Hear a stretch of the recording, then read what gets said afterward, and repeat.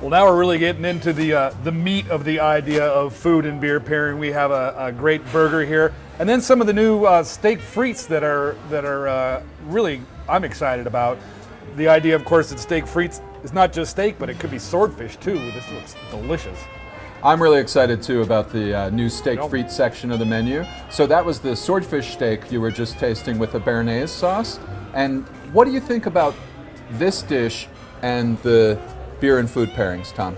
Well, I gotta say, I'm kind of leaning between, Märzen and Hefeweizen because I don't want to overwhelm the delicate character of the fish, and certainly the export. It's kind of a no-brainer, if you will. I'm not sure I'd go all the way for the darker Schwarzbier or a stout, although there are folks that do like that pairing. I would probably stick with some more of the lighter beers with the swordfish. If we're going for the steak, I'd probably grab that Schwartz. Well, certainly the Golden Export would go with any of our seafood dishes, but to your point, Tom, why don't we dive into that steak and try it with a couple of the heavier styles of beers, right? I'm way ahead of you, brother. Well, and as we've been saying, the Märzen would be great with the grilled steak, but I think you were leading us into a really nice pairing for this might be the Schwarzbier, to go with a dark beer. I have noticed that I've been doing most of the eating. Funny how that works.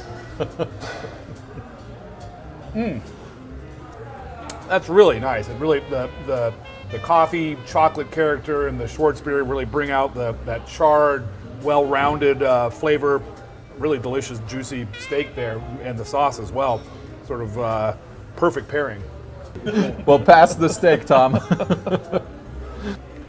And we were talking earlier about emphasis. All these dishes sitting here have garlic fries on them, and it's kind of our signature dish. We feel like we're just getting, if we're looking at the Gilroy Garlic Festival in California.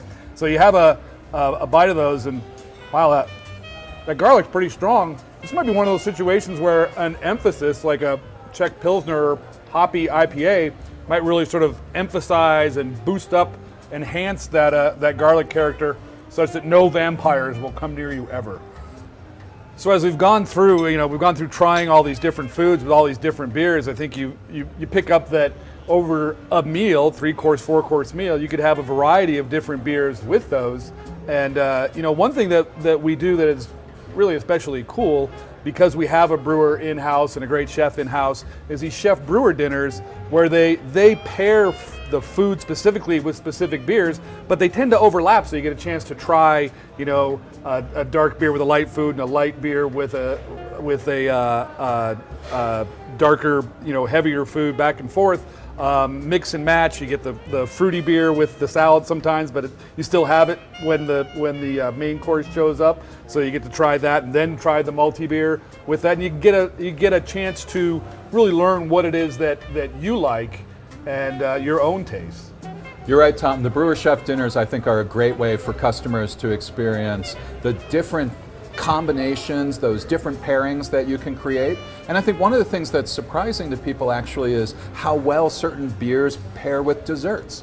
Something people don't think of as a natural. I think, although I must say, I was digging in the cookie jar and stealing my dad's beer when I was like 10. That's one of the reasons I was hooked. Well, these entrees have been really great with our different beers. Why don't we bring in some desserts, and why don't we talk about pairing beers with certain flavors of our desserts and what direction our servers could suggest to our guests? Absolutely, bring it on.